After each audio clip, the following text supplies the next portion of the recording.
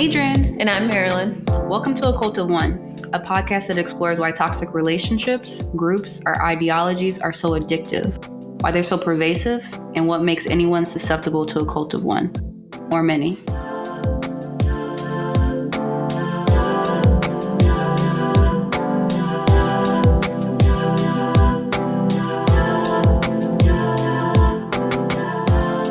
Today, our guest is the witty, charismatic, funny, and beautiful Miss Natasha Marie. She is the founder of Natasha Marie Life Coaching based out of the UK. She specializes in breaking up and reinvention, teaching ambitious women to heal their heartbreak, reignite their fire, and find their partner in crime, which I love because that can be anybody.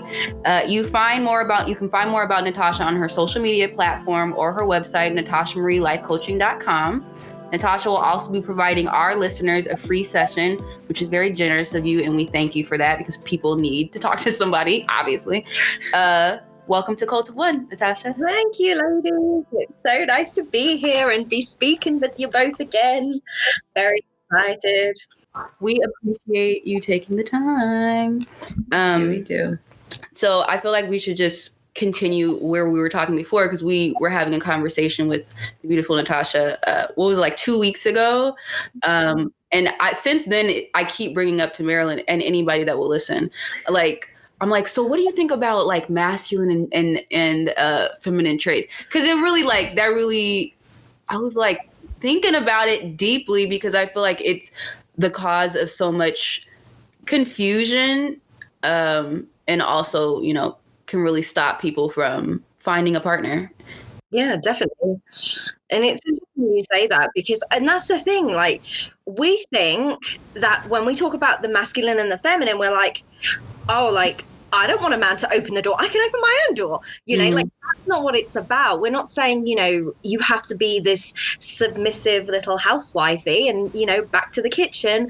Like, that's not what we're saying. We're saying, energetically, we have both masculine and feminine. And we have, when we talk about that feminine energy, it's all about love and caring and nurturing and being, almost like, the way I would explain it is being that nurturer, being very nurturing and being very loving and being very caring.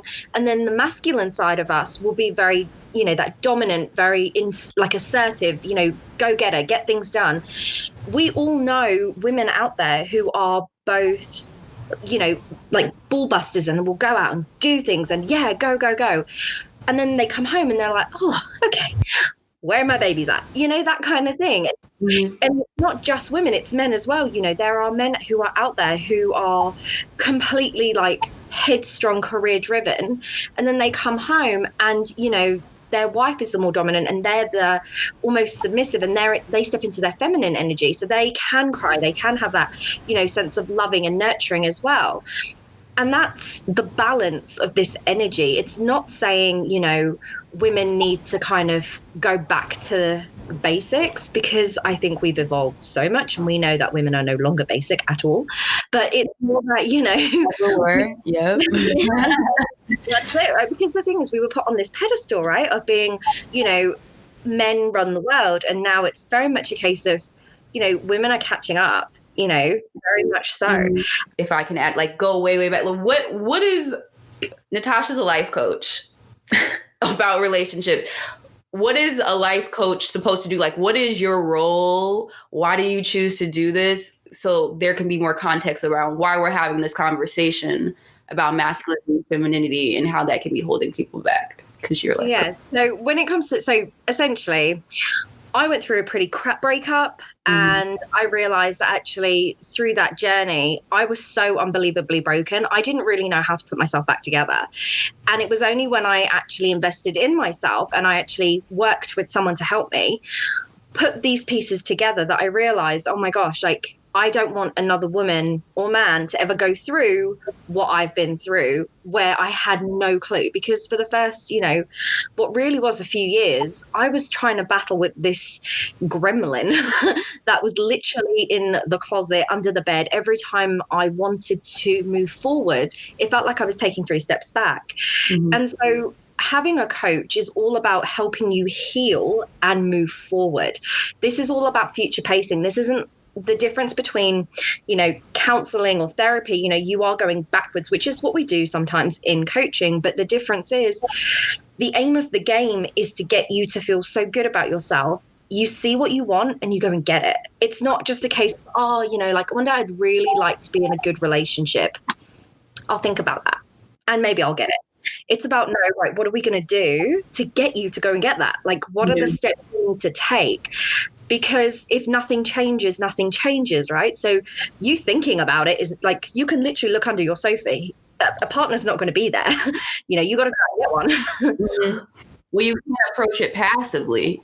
That's what it sounds like. You're also like repetitively telling maybe your clients, which is like, yeah, you have to, I think, because when you don't believe it yourself, you need somebody who's been there, done that, got the t-shirt to be like, okay, we don't not like, okay, we're not you, but guess what? I know it's possible, because where I was sitting in your seat being like, I don't have a Scooby-Doo what I'm doing. Like, I have no clue. I'm never going to find someone who loves me.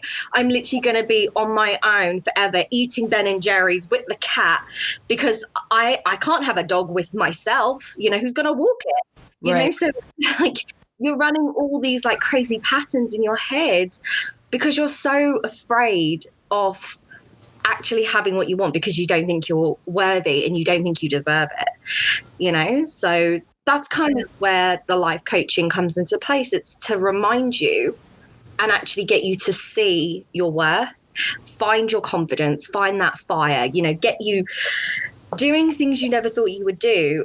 And it's almost like I always say to my clients, I promise you this time next year, you will look back on your life and you will be like, oh my God, this is incredible. Yeah. And to this day, like, I haven't had one person be like, that's not true. Did you go to a life coach, or were you going to another form of therapy, like, or talking to your friends? Like, yeah, so essentially I went to a coach. At the time of the breakup, my ex was, he basically said to me that I was fat, that I was ugly, that I could keep going, but we haven't got all day.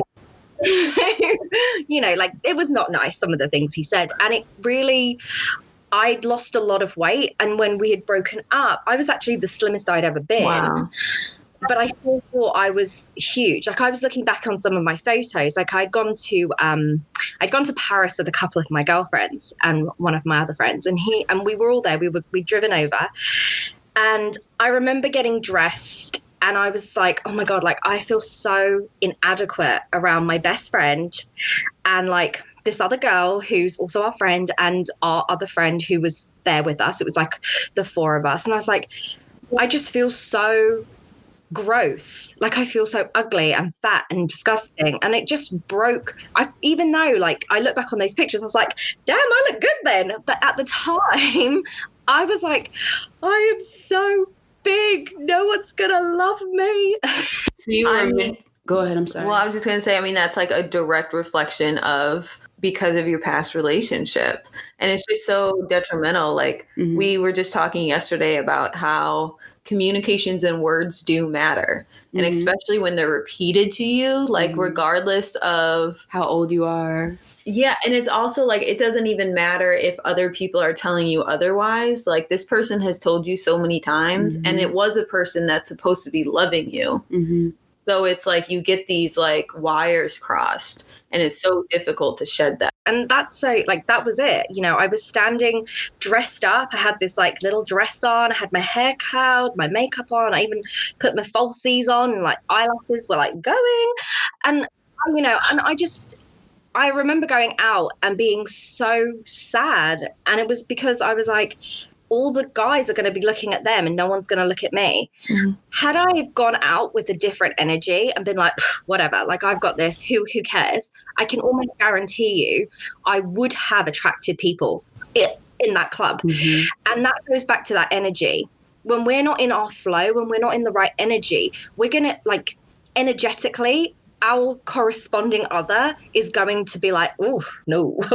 Yes. Staying away from her. Even she could be the most gorgeous girl in the club, or the most fittest guy there. Energetically, we know to just stay away. On an unconscious level, I wasn't showing up in my like full self, being fully aligned with what I am and who I am, that's essentially what happened. And so that's kind of why it's really interesting. Like looking back, it's like, oh my gosh, that's so funny how, even though you can be so unhappy, even when you're so slim, because we paint this picture of, I'll be happy when. Mm-hmm. Yeah. You're not allowing yourself to do certain things, act a certain way, dress a certain way, say certain things because you feel like you don't deserve it, perhaps. Or it's also a way to passively say, I'll do that another day. Right now, I have to focus on this, that, and the third. When it's like, what is the intention of your life fundamentally? Like, what are you doing that you don't have time to be happy with yourself? What else is pressing? And it's usually, if you're in a toxic relationship, in a cult of one situation, it's the person. You know, what is this person or thing doing that I need to focus all my attention on? And they deserve it. In my mind, talking to myself, like it felt like they deserve my attention, all of me. And how I'm feeling is not as important as the other person, which is insane. Because it's like, how are you going to put someone before yourself? It doesn't make any sense. It's not the same.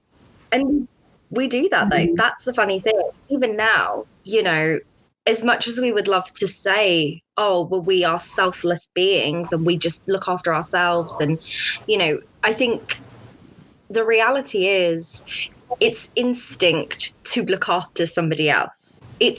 We can't help it. It's not because our mums were like that. It's because generations and generations have come before us where we just can't help but love to look after people. And that is the feminine energy. That is literally us at the peak where we're like, let me look after you. Let me help you. The difference is we can't change you. I can help you as much as I can, but I can't change you. And I think that's something that really needs to be like kind of like hit on the head. It's like we go into these relationships and we get sucked into that kind of, oh, I have to do everything for this person so they love me. Right. Well, they equate one to the other. Well, I was just going to say versus like, yeah, kind of allowing that like division between it on like, I can help you, but like there are boundaries around that, meaning we're not in a loving relationship because you're a broken person that needs help. I'll be a support, not you're everything. Yeah. What are you seeing? What are the patterns that you're constantly seeing? Like when people are coming to you, what are they usually coming from? And how are you measuring their success? / generally what is catapulting them, or you for that matter, because you went to life coach, like what was the moment that you hear people say, clearly I'm in a funk and I need to figure out how to get out of it? Yeah. Like, do you know what? The moment is utter desperation.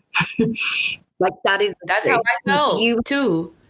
I went to my therapist. We always talk about the day I came to her. She was like, remember? I remember. Because I was like, I need help, bitch. Like for real. You used the right word. It was desperation. Absolutely. And this is the funny thing. Like people will say to me like, oh, I love this. This is my favorite thing. They'll come to me first and I'll say, and we'll talk about it. And they'll be like, oh, no. I'm like, okay, cool. I'll see you in a couple of months. You wait, I'll see you. And then literally within a couple of months, they're like, oh, rock bottom is real bad and I'm going to need you now. And I'm like, cool, let's do this. But I'm more about saying like, you know, this is more about you getting to that point where you realize you need to get the support. Because unless you see the value in what I can offer you, you will go round and round and round in circles, you know. And I've seen this with like I said, I've seen this with like women all the time. They do this. They, you know, they go away, they come back, they go away, they come back, thinking that they can solve it themselves, but they can't, you know. And then you realize you're at that point of desperation. You're like, please help me. And within a couple of weeks, they feel so better because they have somebody to actually offload what they're going through. And they have somebody to hear and advise them and guide them. Whereas before, the only thing that they've been doing is listening to the podcast, listening to the YouTube videos, constantly taking in all this information. And as much as I love a good journal, that journal is not going to be anything more than just a place to write what you're thinking out. An outlet that needs it has to be a multitude of things that helps you get out of that. And we read this article last night, which was bomb. We should send it to you. It's this New York Times article about Cori Bush, who's She's a congresswoman. Yeah, a congresswoman who was also really big in the Black Lives Matter movement. And she just got elected, which is dope. And she was speaking about her experience with, I think they call it coercive control. Coercive control. New word. But it takes 7 times, to leave a toxic relationship. And so when you're talking about these patterns of people coming and being like, I'm going to come and I'll come back. It's like they're trying to get out, but statistically, they're going to hit you up 7 times, which is crazy because that's my experience. That's my personal experience. And I feel like mine was like 14 times. Right. I mean, we're talking about years. And this isn't a joke. Like the first time I ever said it out loud, I was like, that hurt. My relationship was 3.5 years, but the breakup was 3.5 years. Yeah. There wasn't ever any good, comfortable, I feel nice in this. Like I can be, relaxing. No, I was always on edge about it. Never knowing what was going on. Mm-hmm. Always in the gray. Sometimes it'd be a little dark gray, sometimes it'd be a light gray, but it was never, I never understood what was going on. Was always trying to rip away, was always brought back in. I mean, contraction. It's so funny you say that because that was literally me in my past relationship with the whole confusion. Like when you were saying about, it takes up to 7 times for you to decide to leave. I'm a slow learner then because Lord knows I tried to not beg a man to stay with me. Like I tried so hard to say, I will not beg him back. And guess what happened? I remember standing in Barcelona, there's that cathedral. I don't know whether you know, and you're so cool. No, I don't know. You go. Look at you living your best life and you still trying to hang on to it. It's so funny. It's not your fault. Continue the story. It's so funny. But there's this big cathedral in Barcelona. It's really famous. And I remember standing in this queue for hours with my ex. And then we got onto the topic of conversation of so kind of where's this going? I've been with you for 3 years. I kind of want to know if this is happening. Anyway, so we've been together for 3 years, yada, yada, yada. Get into the cathedral. And he's like, I just don't think this is going to work out. And I'm like, please don't leave me. And I wait, I think someone thought somebody had died in that cathedral. Honestly, this it's so funny because it was only I remember being in that moment and I remember flying home and still begging this person to stay. I said, I'll change, I'll do whatever it takes. And really it was because I'd only ever seen my mum and dad have to be with that person because it was that fear of, this was my first, I'd done everything with this one person. And I was a Catholic girl, you should, this is the one. Yep. Like it or love it, this is the person you're going to be with. Yeah, that's it. Bearing in mind, my parents have never been like that. But I'd created that story in my head that that's how I had to be. It's weird. It's a really weird concept. But I had seen that maybe my mum should have left my dad. And don't get me wrong, I love my parents to life. But I saw her stay when she probably should have left. And I was just essentially mimicking that relationship, as I'm sure a lot of your listeners can relate to. Well, religion and the seriousness and the weight that brings. I was also part of a religious household, which I no longer am. I'm agnostic mom. Hello, mom. And but I also I get that religion brings an aspect of peace. And I think it's a beautiful aspect. And there's another aspect that's added onto that, which is blind faith. And if you're saying that whenever you have sex with someone, from my experience, that's the person you're supposed to be with, that's a really constricting thought process that's repeatedly said to you since you were a kid. You don't even consider, you know what I mean? That on top of the toxicity, the coercion, the manipulation, we have the social structures and our religion, which religion is seen as comically blinding faith. When everything else says critically think, and if this isn't working for you, there's another option. But religion says there is no other option. Mm. So you bring that mindset into a relationship. This is it. I don't care what's going on. And then specifically, I mean, and then your parents are also are our gods. Our parents are our gods. It's right. like they're our gods on earth. Yeah. So it's like that's second tier. So it's not weird, Natasha, that you're like, it's like, no, that makes complete sense. That is the cause and effect, like prototype right there. And so it's so funny because I'm literally just like, I'm like almost like scratching my head being like, why am I doing this? Like, why am I begging this person to stay? And I was like, oh, and I remember saying to myself, oh, love has to be hard. Like, you have to work at it. You have to work at it. It has to be hard. Yeah. I was just saying this the other day, and I got so mad about it because I'm like, that's exactly what was going through my head, right? Which was like, or at least I was always like deferring to like give myself a reason for doing this, which was like, love is hard. You're supposed to go through struggles. At weddings, they're always saying like, we've been through so much, blah, blah, blah, blah, blah. So I'm like, this is our so much. This is our so much we're going through, and we'll figure it out at the end. Also, when in reality, no, go. When I'm like, when in reality, your struggles should be like, one of us lost a job and the other one had to help out. You know, one of us like lost a family member and we're making sure that we're comforting each other. Those are the things you should be going through as a couple. Not you're cheating on me, you're calling me fat, you're like being really crude. You know, you don't care about my time. Those are not the things to go through. You're manipulating me, you're coercing. But this is the joke. This is the actual joke. Right, that's the gag. Because we've conditioned ourselves to believe it's okay, it's cool. Yeah, this is what we have to go through. And like, you think to yourself, actually, what? No, like that's a load of crap because, you know, you're going to spend your whole life with this person who treats you like crap on your shoe, like literal shit on your shoe. And you think to yourself, I deserve better. Like, I deserve better. I know I deserve better. But in the moment, you're like, the only thing I have is tunnel vision. I want us to be that perfect couple. And if I keep praying and if I keep hoping and if I keep doing everything I'm still doing, maybe we'll get there. Yeah. Well, so right there, I feel like it says, fuck your intuition, fuck your personal experience. What your eyes are telling you, you don't believe that shit.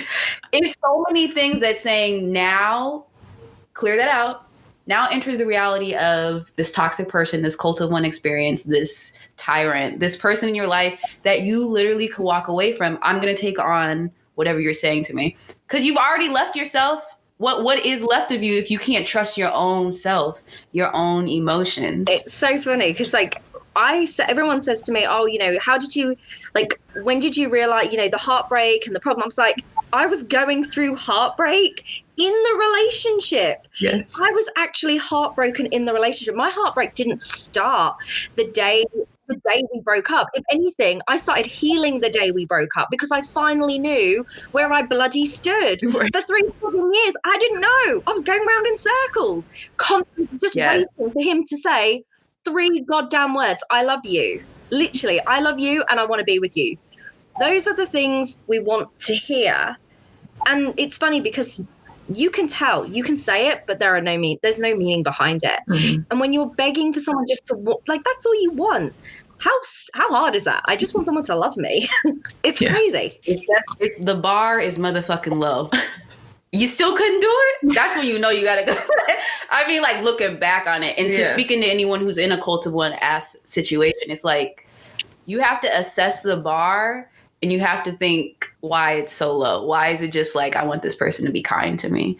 I want to not be stressed. But then that also goes into self-awareness. Like, what are you seeing for your clients because you went through this situation so you can actually speak the truth to it? It's like, no.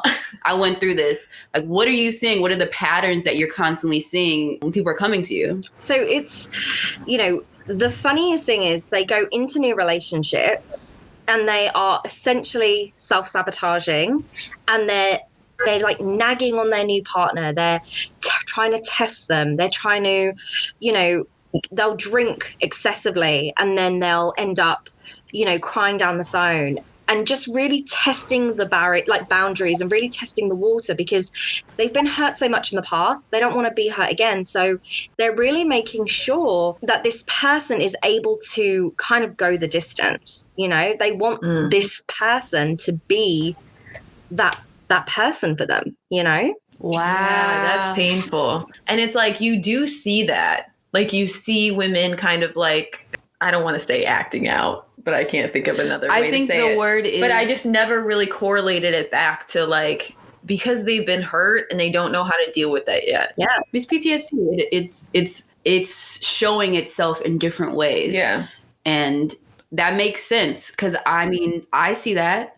I feel like the only reason why I haven't, because like now I'm in a very lovely, beautiful, wonderful, loving, happy relationship that is ease.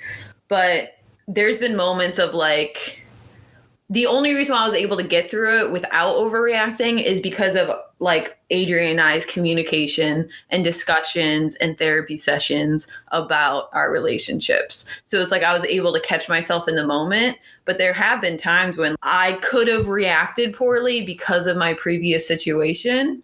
But I knew in the moment, like, this isn't who I'm talking to right now.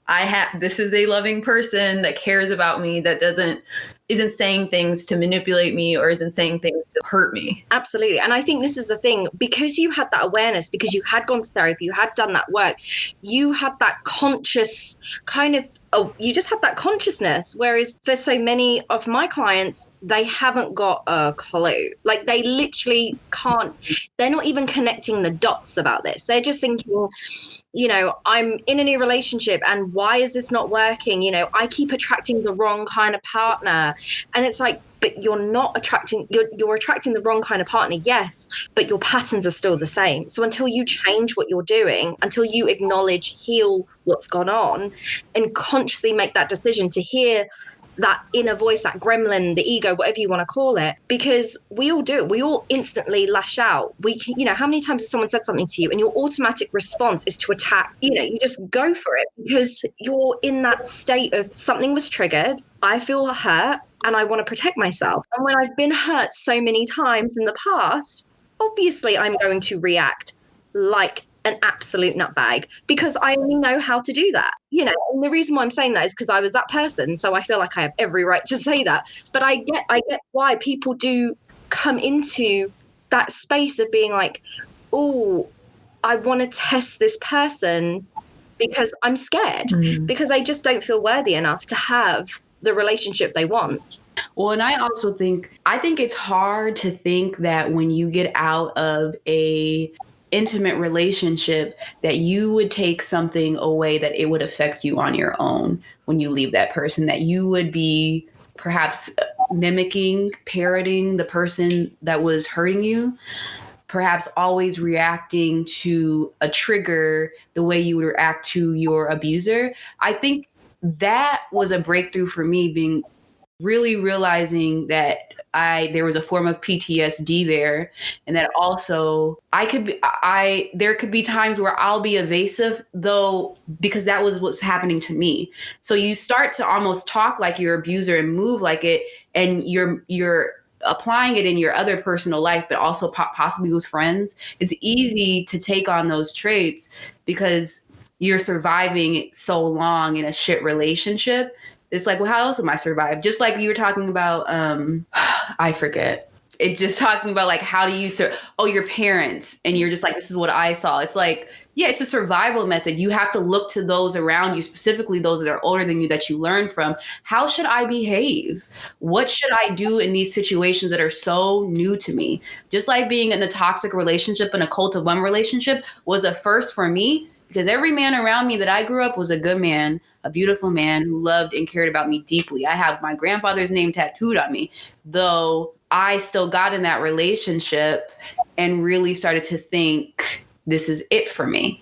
Even though I knew that I've seen better. It's so toxic, and you can take that on, even though it's like, this is the only situation. And I think that's another thing that I feel like people need to hear or be addressed. Like, you could be bomb. You could have bomb people around you and this still happen. Yeah, and coming out of it feeling shit. Yeah, you've literally just hit the nail on the head. Like, you can grow up with people who, like, the most amazing parents or the most amazing caregivers, and you're literally just like, oh my God, like, one day I'm going to be exactly like you guys. And then you go into the big wide world, and, you know, Jim down the road is coming along, and all of a sudden you're like blown away because you're like, I'm going to have this. And then all of a sudden, when it doesn't happen, you're clinging on to the idea and the expectations of it's going to be like this. And like I said earlier, use your pretty eyes, look and see, because they're not going to lie. They're going to tell you the truth. You need to get out of your head and be like, okay, so I'm being told I'm not the one. I'm being told you don't love me. Why am I staying? What am I doing to myself? Because the only person who's getting hurt is me. People think, oh, I don't have a choice. And that really winds me up. When someone says to me, I didn't have a choice, I had to do it. You know, I too have been in certain situations where I still feel, even to this day, I even had a choice in those situations, even though they were probably very horrible situations for any child to go through. But I still felt like I could have got up and walked away, and I could have done that. And I don't say that for everybody, but in my circumstance, I felt like I could have. But the reality is, everybody has more than two options. Everyone has more than two options. Yep. There's an array of choices. You might not like or feel comfortable with those choices, but you always have a choice. Well said. And I think that's a really good point. I want to just say that I feel that taking responsibility is super important for healing. Going to your point of like, you did have a choice, you can leave. And two, I want to know, what does your successful clients look like? Yeah. Because it sounds like they're coming to you a lot before they even book you, because they can't even get there with themselves. So like, what's that journey look like? So essentially I work with people for 6 months, because anybody who says, oh, you're going to heal from your relationship in 2 months, they're lying to you. For me, it took me years. That is the truth. Like, it really took me years, but I was doing it on my own, essentially, because I hired a coach who was an emotional eating coach, not a breakup coach. So I had to learn how to put the pieces together. And now, in 6 months, where you are when you start with me is not the woman you walk out when you leave working with me, because you learn incredible tools to actually find your confidence, to really enable you to speak your truths, learn how to set some boundaries, actually really step into what you want as opposed to accepting what you should have, and really move into that space where you start to attract those people into your lives and really level up and make some goddamn changes. Yeah, you know, if you need to lose some weight, guess what? You're going to start running, because that's going to make you feel good. If it means you have to like step back from drinking like 2 bottles of wine a week, yes, guess what? We're going to have to do some uncomfortable stuff, because if nothing changes, nothing changes. You know, I've got women who are getting married. One woman is going through IVF with a new partner now. You know, I've got women who have like gone through like absolute hell and back, and then they're like, do you know what? I'm going to like focus on my career, and I'm going to date. And they're dating good, generous men. And I don't mean rich men. I mean generous men who respect and give them everything. And I'm like, oh my God. Like, I've literally said, Right, you're changing lives. Yeah. So I mean, like, literally, by the end, my aim is to get 1,000 wedding invites. That's a good goal. What is it like? You know, because clearly you have to speak pretty candidly with these people, right? Is that something that you kind of ease into, or is that like, what is your process like boot with camp? that? You come in and you're like, this is what it's going to be. All right, I'm not playing again. So many of my clients say to me, you're really honest, but you're really nice. And I think it's like my theory is you have to have a best friend, and you have to have that cheerleader who is going to, every time you want to turn around and run away, like they see your face and I'm like, turn around, back you go. Keep going, because you need that person, because your friends love you so much that they will tell you what you want to hear, not what you need to hear. And for me, I will be your friend and tell you what you need to hear, so you don't go back to where you were before. I had one of my clients recently. She had accidentally, she bumped into her ex. And she was so proud of how she handled it. She was so confident. She had so much to share in a really kind of like, yeah, I am doing better without you. And she was like, oh my God, Natasha, like, I can't believe I was able to do that. Like, 4 or 5 months ago, I would not have been okay. I would not have been all right to have met my ex and not replied back to his messages or felt guilty and I was like, yeah, girl, because you've had it drilled into you that you don't want to go back to the reason that made you cry. Mm-hmm. That's where we're at. You support your goals. Yes, we do. So I'm assuming that most of these stories are about women. What's been your experience with men, and what are the patterns that you see around their issues? It's really funny because early this year, I decided to start working more with men, but on a kind of, if they reach out, I'll support. If you look on like my social and like everything that I have, it's all geared up for women because I am a lady, I'm a woman, kind of thing where I can articulate with men because I can tell them what a woman essentially needs and wants. And it's really, the dynamics is very different because I step into my masculine energy when I work with the man, but I'm also very much in my feminine in my feminine energy so that they can open up and be themselves as well. Because again, it's about balancing that yin and that yang of energetics. And the things I see with men is that they come to me and they're very much like, I can't get my head around why I'm putting myself out there and these women are not showing up the way I want them to show up. And I'm like, oh, that's interesting. And we just talk because it doesn't make a difference whether you're a man or a woman. Everybody wants the same outcome. To get married, to have a partner, to have happiness with a partner. We all want to be loved. Mm-hmm. You say to anybody, people can say, oh, a bit controversial, I know what I'm about to say, but hey, people say, I'm happy being on my own. I don't need anybody. It's all good. I'm happy. No, you're not. You might be happy right now because you're telling yourself that. But if you told me, if I put the perfect partner in this room, you're telling me you would rather be single than be with that person. Bullshit. It is. Because you can be so happy in yourself, 100%. But to share your happiness and share your love with somebody else is a no-brainer. You know, and I just find it's interesting because that's essentially what men want and that's what women want. And the types of men that do come forward and want to work with me are open to having a good relationship. They want to have sometimes I'm like, oh, I just want to like put you two together. Like, you'd be so great for this person. Like, come on, little Cupid over here. But, that's the thing. It's funny because I can see the traits of the two because I'm attracting good people. Like, I'm not attracting arseholes. I don't want to work with an arsehole. I don't want to work with someone who's we could go into that, but I don't. Like, I know who I want to work with. And those people are coming to me because they're like, you seem to have your shit together fairly some days. What have you done to get to where you are? And I'm like, yeah, let's sit down and talk. I'll tell you, because now I'm in a relationship and I've been with that person for 5 years, having met on a dating website or dating app, whatever you want to call it. And I'm like, I can tell you how I got to that point. Mm-hmm. So you can do the same to get to that point. I'm just like curious. What was your job before? Like, what were you doing before? Like, how did you transfer over into? I'm a forensic scientist. Look at you. And like still currently you do both? Yeah. I do both.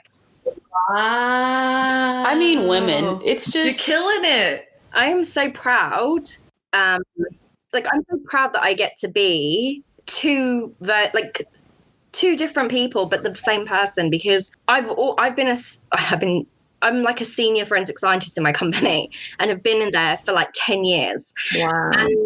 And I realized that actually you can have a career, you can have love, you can have everything you want. You can even then decide that actually the job you thought you loved for 10 years is something you no longer love as much. And you can transition to doing something which is actually so much more than you ever thought it was going to be. I decided probably about 2 years ago that I no longer wanted to do forensics. And it was about slowly stepping back. And now I don't work full time. I do coaching half and forensics half until I'm essentially out of COVID land, and then we'll see what happens. But and this is funny because someone said, how can you make money off somebody's pain? And I'm like, I paid somebody to get out of my pain. Hell, I've invested like thousands and thousands. Like my coach right now, I'm still investing and I'm a coach. Wow. Yeah, I go to therapy. And I'll pay every motherfucking dime. Well, we talked about this on our guest yesterday. Why is mental health just not at the forefront of everything? Because I mean, look at you. You're a motherfucking forensic scientist. And now you're literally being like, okay, so I want to change my life and I know how to do it, which is so hard for some people to know how to mold their life exactly what makes them the most productive, happy, best self. Like that's another thing that I feel like when you're saying men and women both want relationships, I feel like everybody as a human race just wants to live their life the way they want to. Yes. And to be able to do that is a tool that people are looking for, which is found in what you're doing, helping people understand themselves. Why do you have these patterns? What are you doing? For 6 months, working with me one-on-one, you have the results of knowing that at the end, you potentially could not only find a partner, but actually live a very long and happy life with that person. Well, beyond that, you're giving them the tools, like you're going to apply that in every aspect, hopefully your vocation, your personal life, beyond just your relationship, your intimate. I mean, the skills that I learned in therapy are like, I will never, ever leave Dr. Peterson in my life. And I'm sure that's how people feel about you. And I mean that like sincerely. It is funny, but like your life has changed because you know how to function and to make your life the way you want it to. Mm-hmm. Yeah. As a coach, my job is not to keep you forever. And that's it. Like 6 months is up. You want to stay? Cool. You can go into a subscription. But the reality is, I want to make sure that in those 6 months, you get everything you need so you can go on after, because I'm not here to keep you. You don't form that dependency on me to make you feel good and make you feel better for the rest of your life. Like you need to be able to do that. I want to give you the tools to be able to get up and brush your teeth in the morning and go and have a lovely day.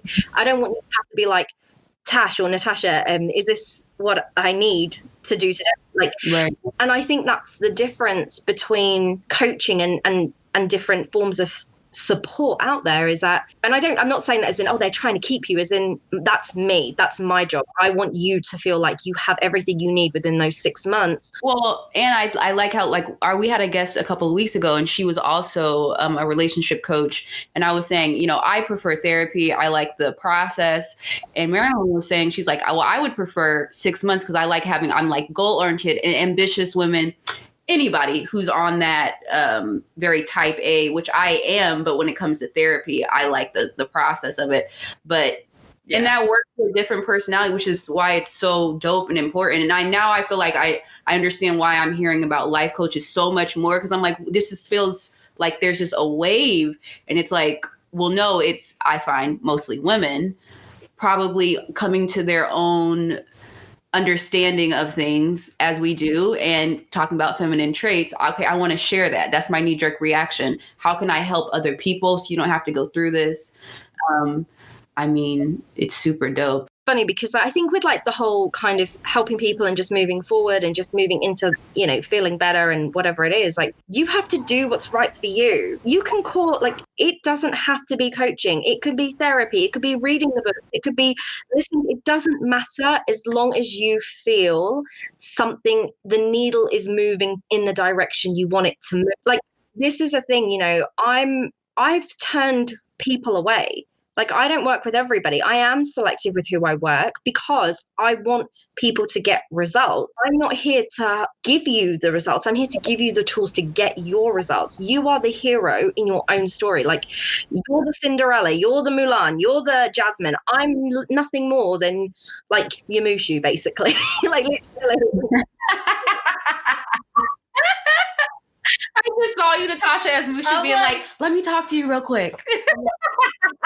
So cute. We're running low on time, but I have one more question I have to ask. When you were saying guys say women are not I'm not seeing what I want to see from women. Like, I'm not getting the experience I want. Can you go into that a little bit? Yeah. So essentially what they're saying is they're coming to me and they're saying things like, I'm looking for this type of woman. I want her to be all these things, exactly what women do. We do the same, so it's no different. But they're essentially saying, as soon as I get a bit close, they friend zone me. Or as soon as I do this, as soon as I get too close, like I can't seem, I'm a good guy. Like, I'm not a bad person. Like, I'm really respectful. I'm doing all these things. And I literally say to them there and then, it's because you're in your feminine energy too much.